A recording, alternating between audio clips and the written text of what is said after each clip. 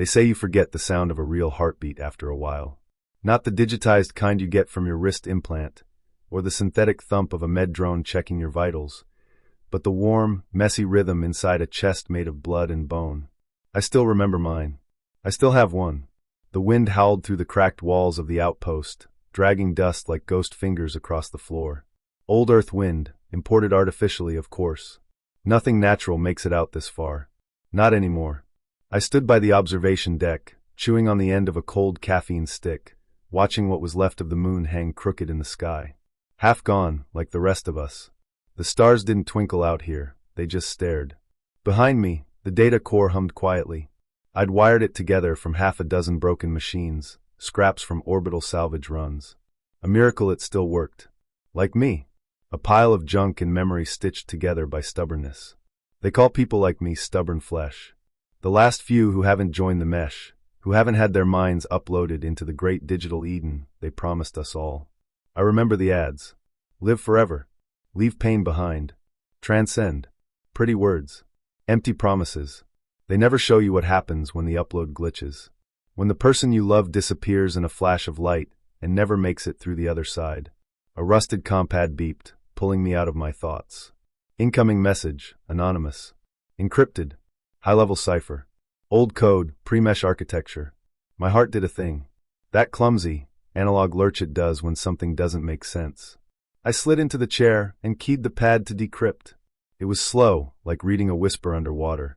Fragments of code danced across the screen. Then a word appeared. Echo. My hand stopped moving.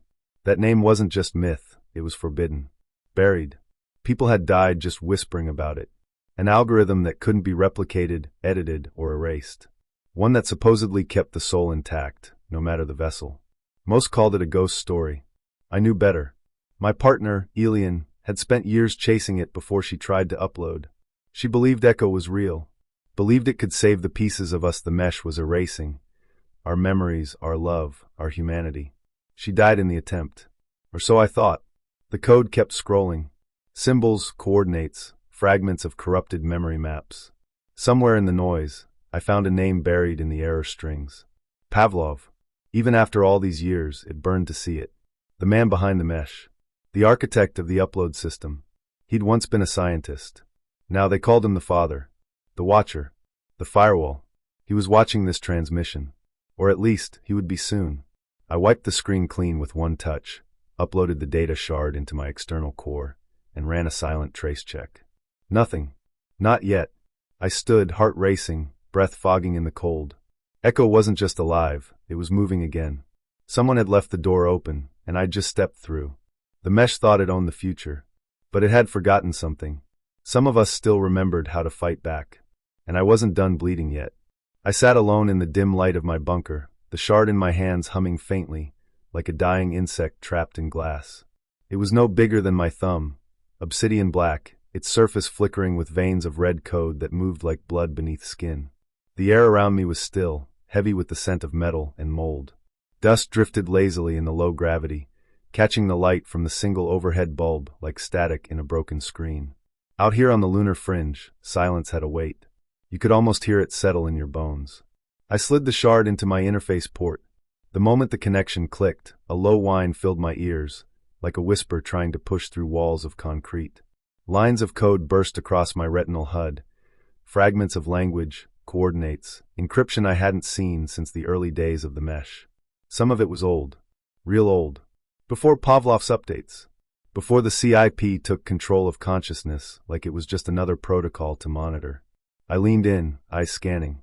Most of the data was junk, loops, decayed permissions, dead links. But buried deep beneath the surface, something flickered. It was a single word. Echo. All caps. No timestamp. No origin. Just floating there, like it had been waiting for me. My breath caught in my throat. It was real. People had whispered about Echo for years. Some said it was the original soul-preserving code written before the mesh became self-sustaining. Others believed it was a myth, a digital ghost story told in hacker bars to make the cold nights feel warmer. But I knew better. I'd seen what it did to Elian when she got too close. I reached deeper, fingers flying over the haptic console, navigating past firewalls so old they crumbled at my touch. The further I went, the stranger the patterns became. This wasn't just old code, it was human. Messy, illogical, full of contradictions. There were memory markers, songs, smells, flashes of color and pain. Someone had stored emotion in the framework itself. Then I saw it. A string of data tagged with a name, Pavlov_I.exe. My pulse spiked. Why would Pavlov's name be attached to Echo?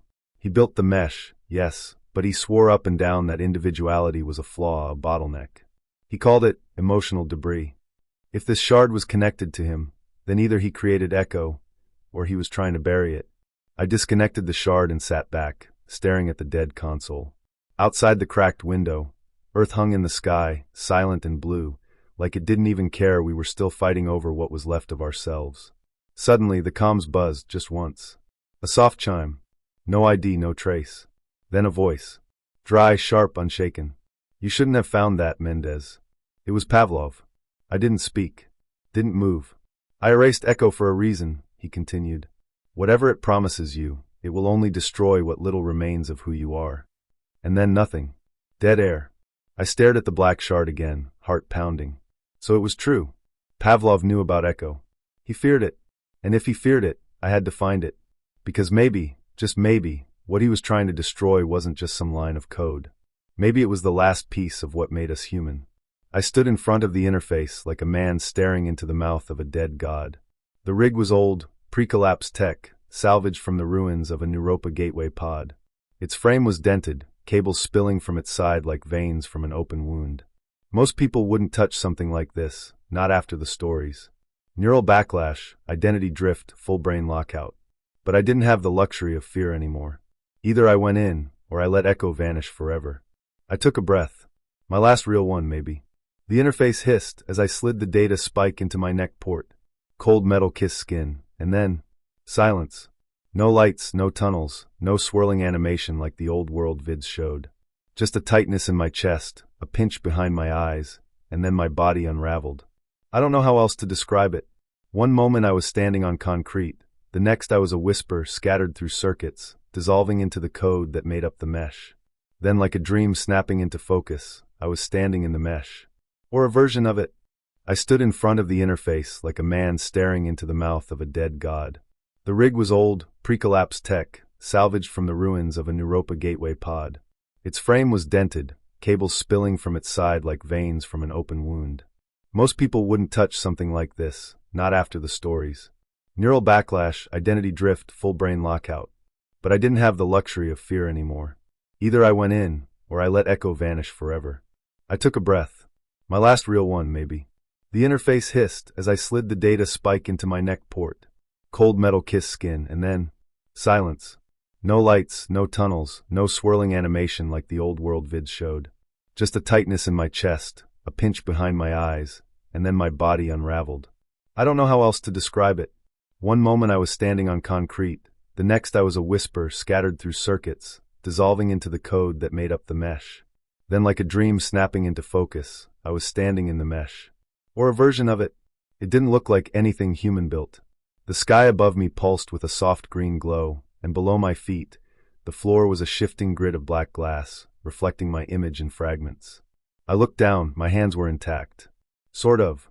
My fingers shimmered at the edges, like static trying to hold shape. My body felt weightless, but every step echoed, as if I still carried the memory of gravity.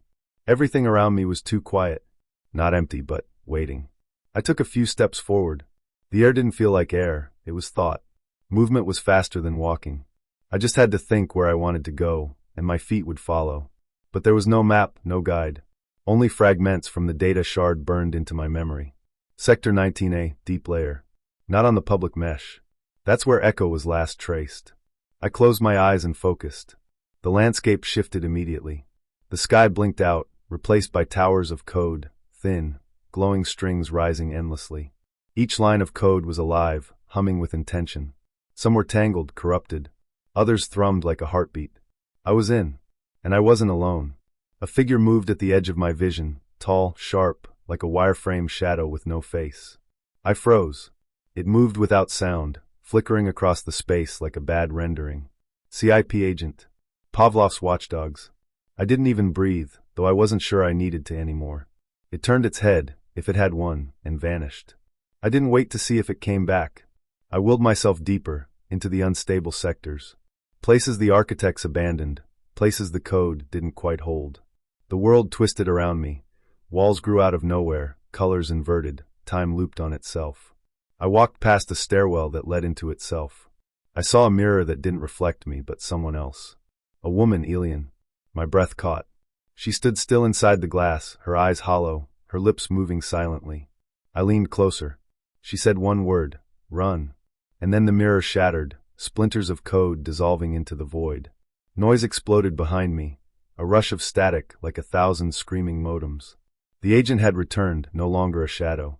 It moved fast, limbs slicing through the air, head glitching in and out of shape. I bolted. I didn't run, I thought run, and I moved. The space stretched and folded around me, corridors twisting into staircases, windows opening into firewalls.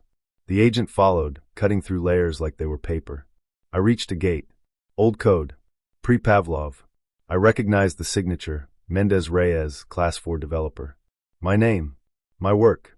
A backdoor I had built years ago and forgotten. I dove in. The agent crashed behind me, clawing at the seal, but the code held. For now. Inside was darkness. No form, no space. Just silence. But in the silence, I heard it. A sound like breath. A whisper made of 1,000 voices. Echo. And it was calling me. I didn't expect the silence. When I jacked into the mesh, I thought I'd be greeted by noise, data streams humming like city traffic, alerts, sirens, machine static. But instead, there was this stillness, like the world was holding its breath. The ground beneath me wasn't ground at all. It was a dark surface that shifted like smoke under my feet, yet somehow supported me. The sky above, if you could call it that, was a soft swirl of pale green code and flickering memories. I could almost see faces forming in it before they vanished. Nothing stayed still here. Nothing stayed whole. I walked. No sound of footsteps. No wind. Just the low pulse of my own thought echoing off the walls of whatever this place was. I knew I wasn't in the main layer of the mesh anymore. This wasn't the well-polished domain of Pavlov's CIP agents. This was a place deeper down, where broken data came to rot. A digital graveyard. Then I saw them. Figures, hazy, flickering like bad holograms, standing still in clusters, staring at nothing. People, or what was left of them. Their bodies twitched now and then, like someone half asleep in a dream. I approached the nearest one, a man in a hospital gown, bare feet hovering an inch off the smoky floor. "Hello," I said. His head turned toward me. Slowly. His face was off. One eye was pixelated, and his mouth moved a full second after he spoke. "You're not supposed to be here," he said. "I'm looking for something," I replied. "A code. Echo." At the sound of that word, several of the others turned too. Eyes, or placeholders for them, blinking wide. A woman nearby began whispering. Over and over. They buried it. They buried it in the place Pavlov fears. The place Pavlov fears. The place. Where is that? I stepped closer. "Tell me." Her head tilted sharply, neck glitching like a broken puppet. "You'll forget yourself before you get there. Just like we did." Another voice joined in. Younger, a child's voice. A boy with hollow sockets where his eyes should have been. "Echo. Echo. Echo is a door that forgets how to close." I started to understand. These weren't just fragments of people. They were echoes themselves, memories caught in loops, minds half uploaded and corrupted. Failed attempts. Souls Pavlov had discarded because they weren't clean enough for his perfect system. I felt sick. "I have to find it," I said. "I don't care what Pavlov wants. He can burn." The boy smiled. Or at least he tried to. His face trembled, splitting into 3 overlapping versions of itself. "Then listen." He reached forward and touched my temple with a hand made of light. Cold light. It felt like dipping your mind into ice. And then I heard it, a whisper, low and haunting, coming from deep within the mesh itself.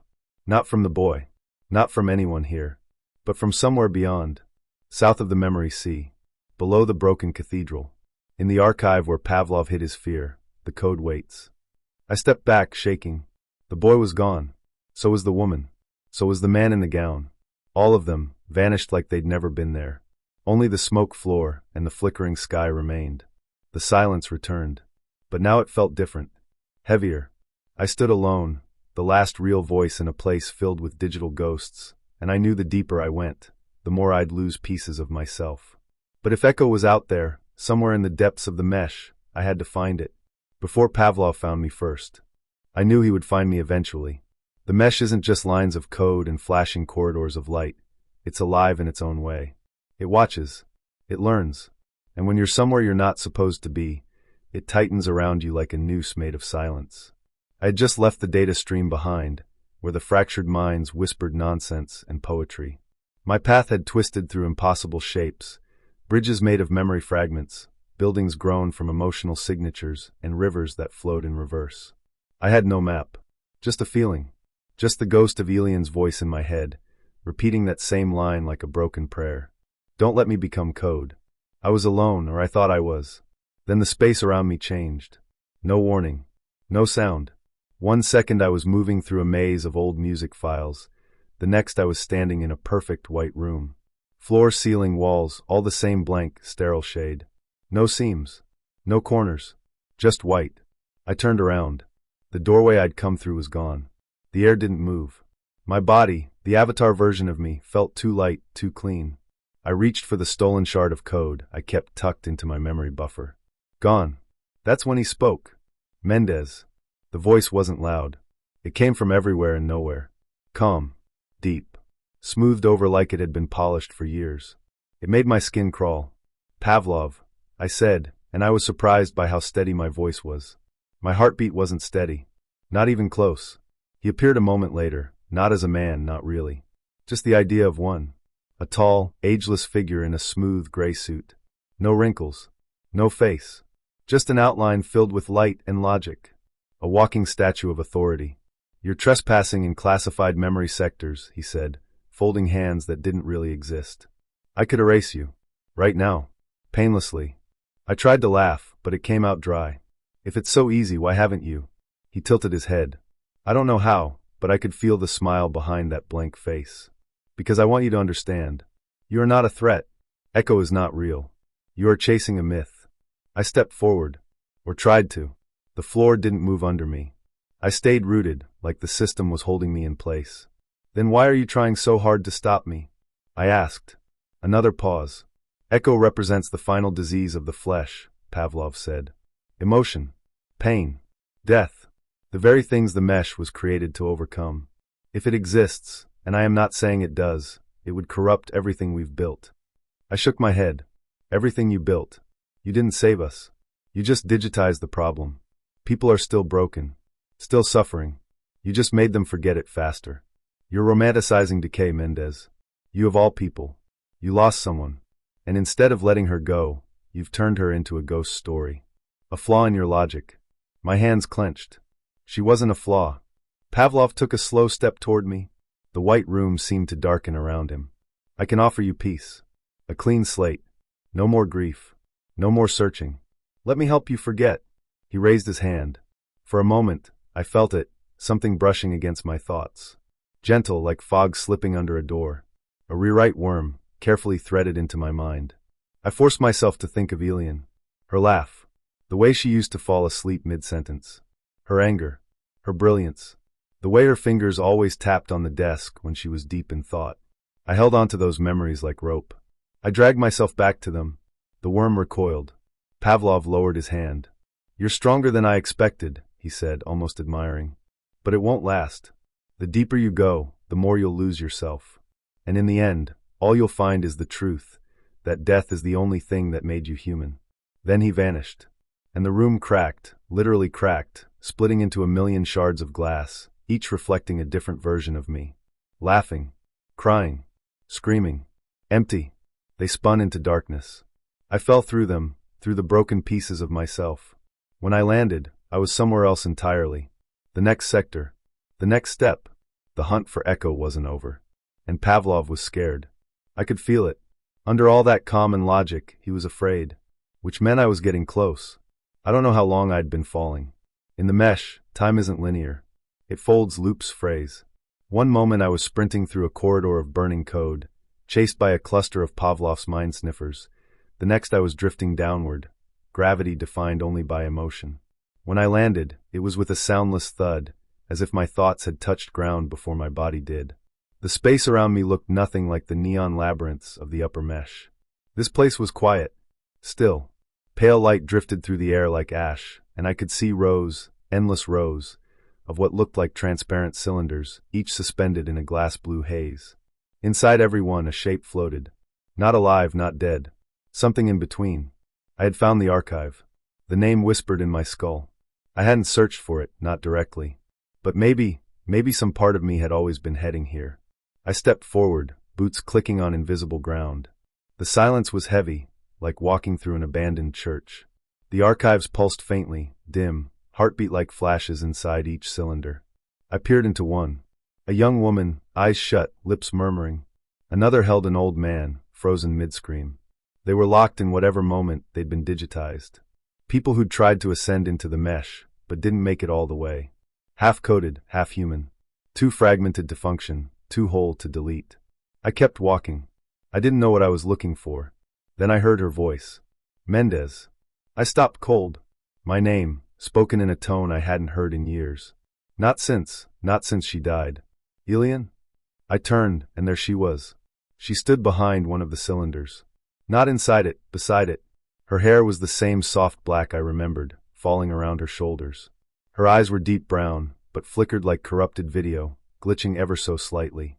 I reached out. My hand passed through her. Echo! I whispered. She smiled. Close.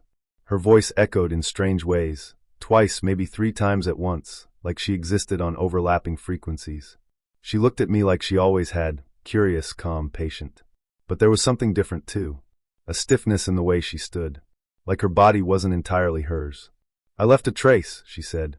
Before the transfer failed. My throat tightened. I remembered the day she uploaded. The spark in her eyes. Her final laugh. And then silence. I thought I lost her. Maybe I had. This trace, I said, trying to keep my voice steady. It's part of Echo? She nodded. Not the full algorithm.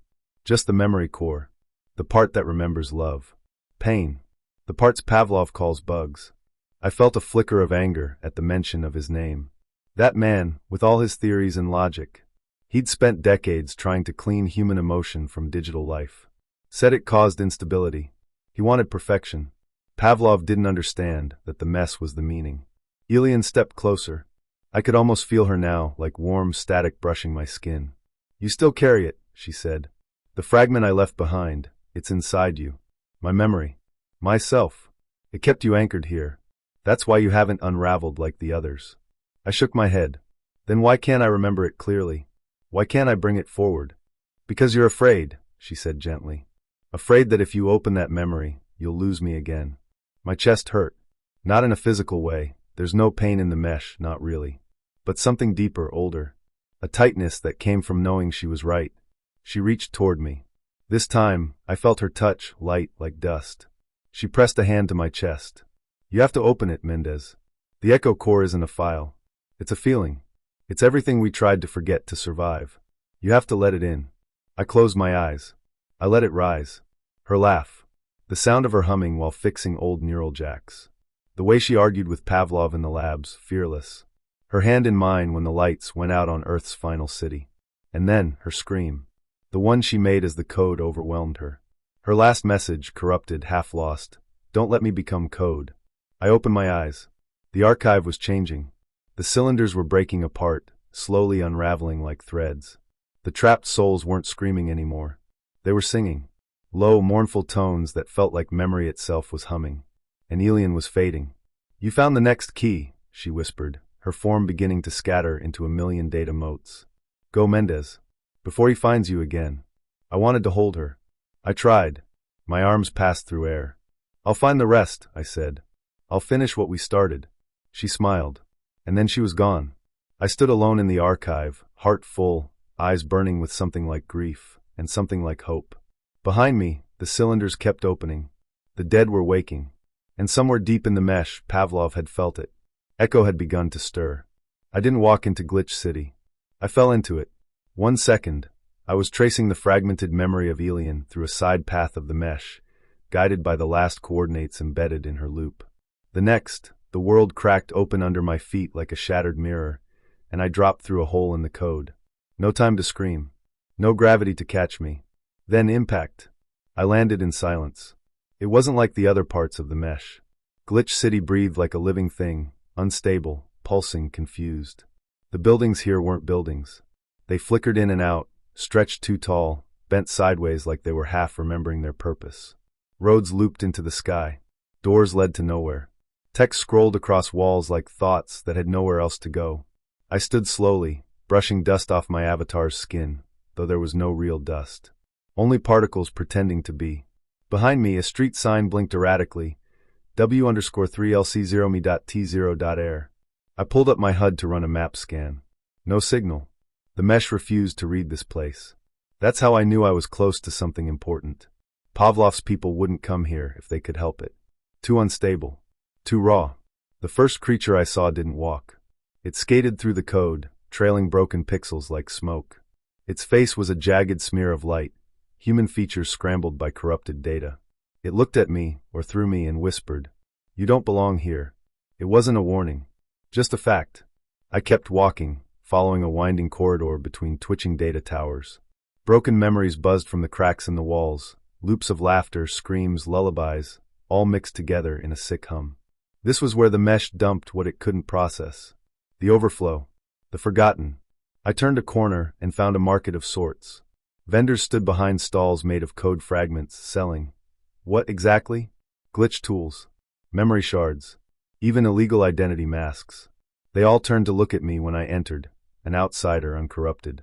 I didn't belong, but I was carrying something they could feel. I didn't know how to ask for it, not yet. A crooked figure stepped forward from the crowd. Her form flickered between a little girl and an old woman. She was wrapped in glitched cloth, numbers running like blood down her sleeves. "You're the one looking for the voice," she said. "The one that remembers." I stopped. "You know about Echo?" Her eyes blinked in and out of existence. "It remembers you." That stopped my breath. Echo remembering me? I leaned in. "Do you know where it is?" She didn't answer right away. Instead, she raised a trembling finger and pointed to a thin alleyway behind her. "Go until your mind doesn't trust itself anymore. That's where it begins." I didn't thank her. I just went. The alley stretched far too long. The walls whispered my name, softly at first, then louder. I passed floating thoughts, half-built memories, and finally a door, shimmering, locked, alive. When I touched it, a jolt ran through me. Elian's voice. Not the loop. Not the fragment. Her voice. Full. Whole. "Mendez, you need to remember me. Not just my face, everything." The door opened. On the other side was a chamber. Round, quiet, with a pulsing shape at its center, a mass of code strung like nerves. I stepped inside. The room sealed behind me. The shape spoke. Not in words. In emotion. Sudden grief. Love. Regret. Joy. All layered at once. Not synthetic, human. So raw I dropped to my knees. This wasn't just data. It was something older. Deeper. And I understood then. Echo was not a program. It was a memory that couldn't be edited. Buried deep in the mesh, it had survived because it had felt too much. And it had chosen me, not because I was smart or skilled or brave, but because I hadn't let go, because I was still holding on to someone who mattered. And that was something the mesh couldn't understand. I stood up slowly, the code breathing around me. Behind me, the door shook. Pavlov had found me. His agents were coming. But I had what he couldn't control. I had the memory. And it remembered me. The deeper I went, the stranger it all became. The mesh wasn't just a place. It was a living, breathing labyrinth of shifting light and shadow, twisting logic and silent threats. Somewhere in the heart of it stood Pavlov's citadel, a fortress of pure code, a monument to his cold mind. I arrived at the edge of the citadel, just as the digital sky flickered, like a dying screen. The structure rose before me, impossible angles folding into themselves like origami made of light. The walls pulsed with lines of code running faster than I could track, and a low hum vibrated through the air, an eerie heartbeat of the place. I tried to steady myself, my avatar flickering like a weak signal. Every step felt heavy, as if the citadel knew I was coming and was trying to push me back, rewrite me out of existence. But I had come too far. There was no turning back. The entrance opened silently, folding apart like a living thing revealing its maw. Inside, the air was colder, thinner.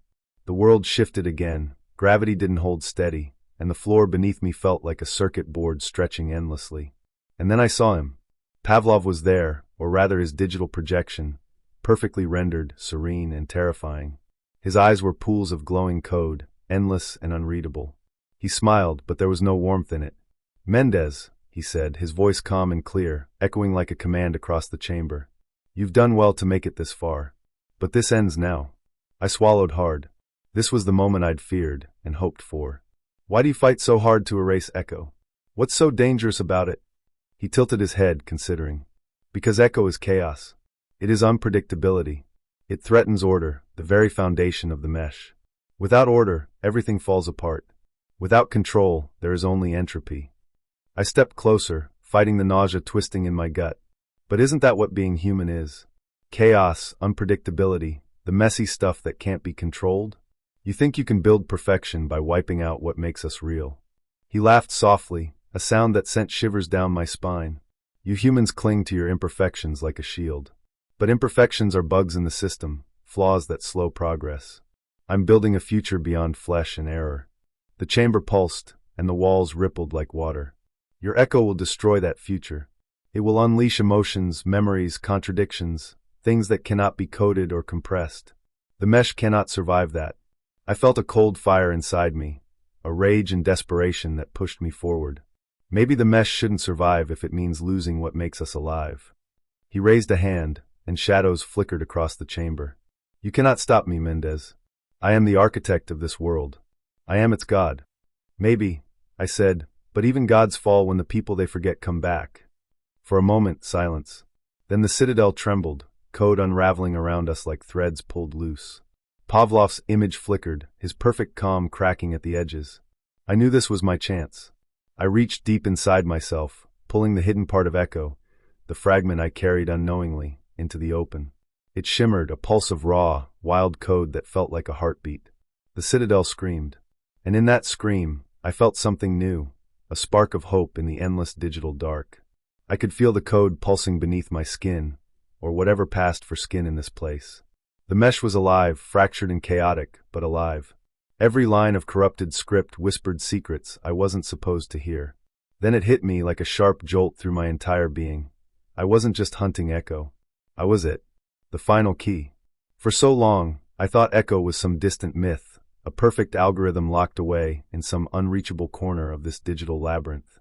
But the truth was stranger. It was me, my memories, my pain, my stubborn refusal to forget Elian. My love, my grief, they weren't bugs to be erased. They were the code itself. I closed my eyes inside the simulation and let the memories flood through me. Her laugh, fragile and fleeting like a ghost.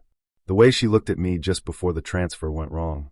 I could almost touch her hand, feel the warmth that no machine could replicate. And then she was there, standing before me, not as a glitch or a fragment, but whole. Her eyes met mine, steady and alive. "You found me," she said softly, voice layered with static but unmistakably hers. "I never stopped looking," I whispered back, voice cracking. "I was afraid you'd be lost forever." "But I wasn't," she smiled. "You carried me inside you all this time, Mendez. Your memories held me together when everything else fell apart." Around us, the code shimmered, bending to her presence like a tide responding to the moon. The realization sank in. Echo wasn't just an algorithm that promised immortality. It was a bridge between flesh and machine, past and future, life and something beyond. I reached out, my hand passing through her digital form, but it felt warm, real. My heart, or what passed for it, tightened with hope and fear. "I can't let them destroy this," I said. "Pavlov wants to wipe us clean, turn everything into cold logic." Elian nodded. "But you can change that. You are the living proof that the human soul isn't just data. It's the story we tell ourselves, the memories we hold close." The world around us began to ripple. The mesh was watching, reacting. I knew Pavlov's forces were closing in, ready to rewrite, to erase. But I wasn't just a man anymore, I was a beacon. "You have to choose," Elian said, her voice fading but steady. "Upload Echo. Let the mesh remember what it means to be human. Or keep it hidden and let the silence win." My fingers trembled as I accessed the core command interface. I hesitated. The weight of all those forgotten souls pressed on me. But I knew what I had to do. With a deep breath, I released the code. A wave of warmth spread, a pulse of emotion and memory flooding the cold circuits. The mesh shuddered, reshaped by something raw and imperfect, a reminder that even in a world of infinite logic, the human heart could still beat. For the first time in centuries, I felt alive. Not because I was immortal, but because I had chosen to remember. And maybe, just maybe, that was enough. I stood on the edge of Pavlov's citadel, the heart of the mesh, a place where logic bent like molten glass and reality felt like a fragile illusion. Around me, the air shimmered with pulses of raw code, humming in waves that echoed the beat of my own racing heart. Somewhere inside this labyrinth of shifting data lay the final piece, the last fragment of echo, the algorithm that held the promise of something no one had dared before. True immortality, not as cold code, but as something alive.